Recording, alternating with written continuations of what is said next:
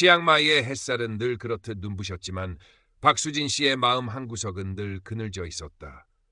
68해를 살아오는 동안 남편과 함께 태국 땅에 뿌리 내린 지도 언 40년. 치앙마이 외곽 아담한 주택의 작은 정원에는 그녀가 평생 가꿔온 망고나무와 빛깔고 온 오키드, 향기로운 프랑지파니가 사시사철 생기를 뽐냈지만 그 아름다움도 그녀의 깊은 외로움을 온전히 채워주지는 못했다. 10년 전 남편을 먼저 떠나보낸 후 그녀의 세상은 빛바랜 흑백 사진처럼 단조로워졌다. 아들 민주는 치앙마이 시내에서 그녀가 남편과 함께 운영하던 작은 한식당을 물려받아 늠름하게 꾸려나가고 있었다. 가끔 반찬거리를 싸들고 어머니를 찾았지만 바쁜 아들과 살가운 대화를 나누는 시간은 짧았다. 손주들 사진이 담긴 스마트폰 화면을 하염없이 들여다보는 것이 그녀의 적적한 일상에 얼마 안 되는 낙이었다. 우리 강아지들, 할미 보고 싶지? 화면 속 아이들의 웃는 얼굴에 잠시 미소 짓다가도 이내 깊은 한숨이 새어나왔다. 집안을 채우는 것은 개종식의 소리와 간간히 들려오는 도마뱀 울음소리뿐이었다. 그러던 어느 날 밤이었다. 여느 때처럼 뒤척이다 잠 못 이루고 스마트폰을 만지작거리던 수진 씨의 눈에 익숙지 않은 알림이 떴다. 페이스북 친구 요청. 마르코 안토니오. 서양식 이름이었다. 프로필 사진 속 남자는 50대 후반쯤 되어 보이는 중후하고 매력적인 백인이었다. 값비싼 시계를 차고 요트 위에서 여유롭게 미소 짓는 사진, 혹은 태국 아이들에게 둘러싸여 무언가를 나눠주는 듯한 자선 행사 참여 사진도 있었다. 왠지 모르게 끌리는 인상이었다. 잠시 후 메시지 창이 반짝였다. 아름다운 정원을 가꾸시는군요, 수진 씨. 당신의 프로필에서 따뜻함이 느껴집니다. 정중하고 부드러운 문장이었다. 수진 씨는 잠시 망설였다. 생면부지의 외국인. 하지만 그의 프로필에 적힌 태국 거주, 은퇴한 자선사업가 사별이라는 글귀가 왠지 모르게 마음을 움직였다. 자신과 비슷한 아픔을 가진 사람일지도 모른다는 생각, 그리고 낯선 이가 건네는 따뜻한 말 한마디에 대한 작은 호기심이 일었다. 떨리는 손으로 답장을 입력했다. 고맙습니다. 정원 가꾸는 것이 제 유일한 낙이랍니다. 그것이 시작이었다. 마르코는 매일 아침이면 굿모닝, 나의 수진. 오늘도 햇살처럼 빛나는 하루 보내시길 하는 다정한 인사와 함께 아름다운 풍경 사진을 보내왔다. 저녁이면 감미로운 클래식 음악 링크나 짧은 시 구절을 보내며 그녀의 감성을 어루만졌다. 그는 자신이 오래전 아내와 사별했으며 수진 씨의 프로필에서 느껴지는 온화함이 마치 자신의 예전 아내를 떠올리게 한다고 했다. 당신의 글에서 느껴지는 그 다정함, 그 따뜻함이 제 마음을 녹입니다. 마치 오래전 잃어버린 온기를 다시 찾은 기분이에요. 수진 씨는 그의 말에 조금씩 마음의 빗장을 풀었다. 남편이 떠난 후 처음으로 느껴보는 설렘과 위안이었다. 그녀는 마르코에게 자신의 소소한 일상, 정원의 꽃 이야기, 가끔 떠오르는 남편과의 추억들을 조금씩 털어놓았다. 마르코는 언제나 진심으로 귀 기울여 주었고 깊이 공감해 주었다. 수진 씨, 당신의 이야기를 들을 때마다 제 마음도 함께 아파오네요. 하지만 당신은 정말 강한 분이세요. 그 슬픔 속에서도 아름다움을 잃지 않으셨으니까요. 가끔 흐릿한 영상 통화도 했다. 마르코는 늘 조명이 어둡거나 인터넷 연결이 좋지 않다고 했지만 수진 씨는 화면 너머 어렴풋이 보이는 그의 부드러운 눈매와 나직한 목소리만으로도 가슴이 뛰었다. 그는 자신이 태국 북부의 외딴 마을에서 아이들을 위한 자선 사업을 하고 있으며 은퇴 후에도 그 일에 여생을 바치고 싶다고 했다. 그의 고결한 마음에 수진 씨는 존경심마저 느꼈다. 어느 날 수진 씨는 아들 민준에게 조심스럽게 마르코의 존재를 알렸다. 민준아, 엄마 요즘 페이스북에서 아주 좋은 분을 알게 됐는데. 민준은 대수롭지 않다는 듯 건성으로 대꾸했다. 인터넷에서 만난 사람을 뭘 믿고요, 엄마. 조심하세요. 아들의 무심한 반응에 수진 씨는 왠지 모를 서운함이 밀려왔다. 내 외로움을 네가 알기나 하니.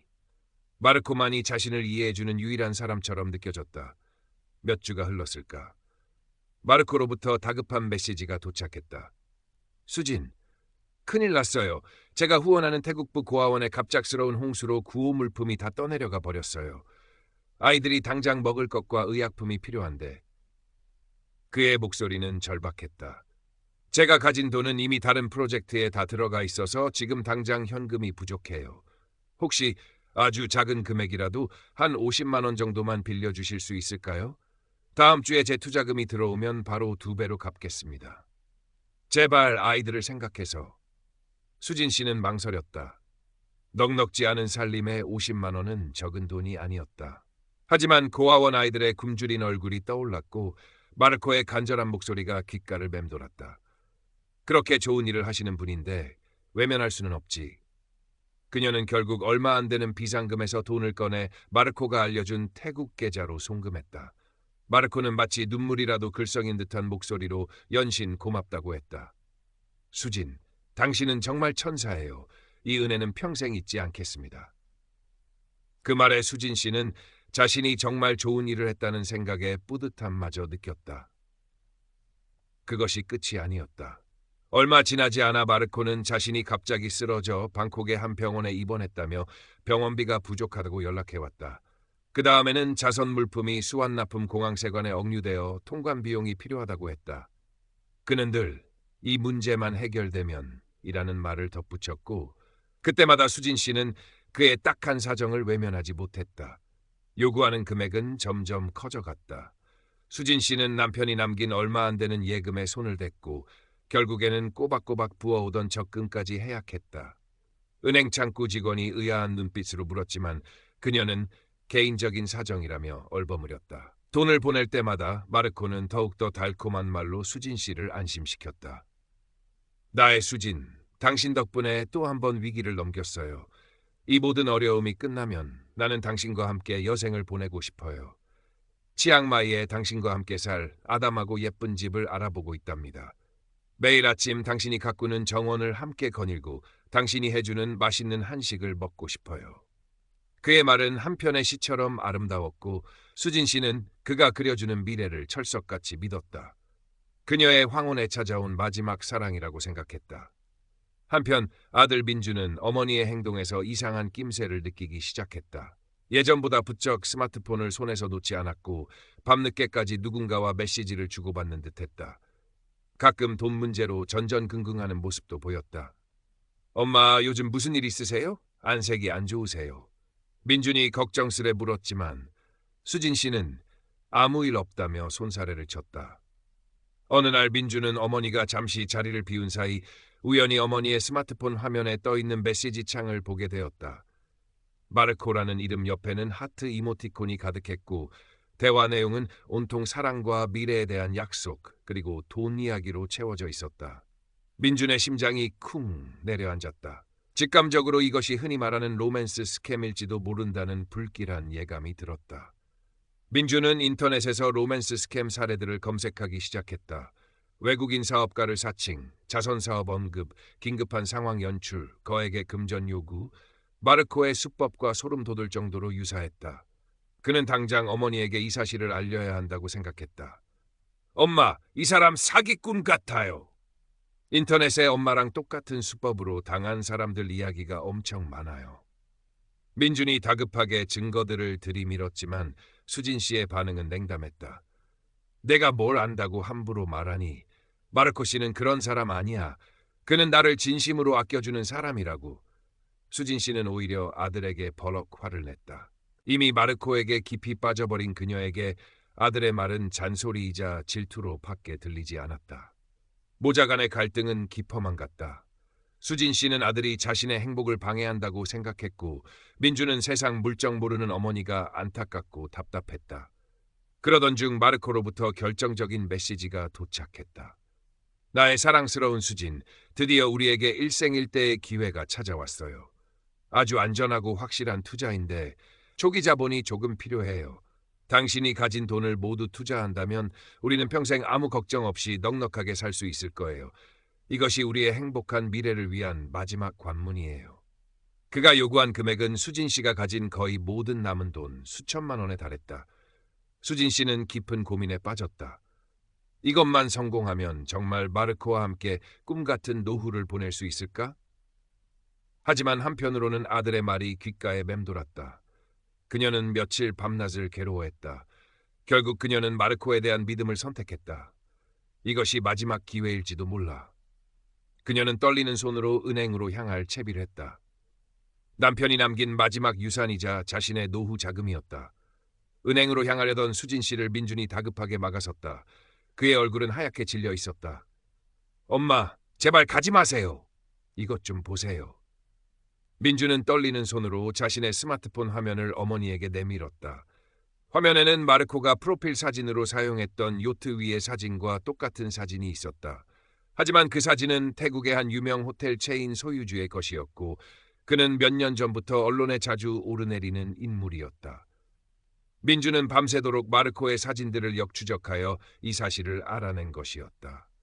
그리고 이것도요, 엄마. 민주는 최근 태국 현지 뉴스 기사를 보여주었다. 유럽계 외국인을 사칭하여 태국 거주 노년층을 대상으로 한 로맨스 스캠 조직이 기승을 부리고 있다는 내용이었다. 피해자들의 사례는 마르코의 수법과 놀랍도록 일치했다. 수진 씨의 눈앞이 캄캄해졌다. 머릿속이 하얗게 비는 것 같았다. 그동안 애써 외면하려 했던 의심들이 한꺼번에 폭포수처럼 밀려왔다. 아니야, 아닐 거야. 하지만 민준이 내민 증거들은 너무나도 명백했다. 그녀는 떨리는 손으로 스마트폰을 들고 마르코에게 영상 통화를 걸었다. 심장이 미친 듯이 뛰었다. 여보세요, 나의 수진?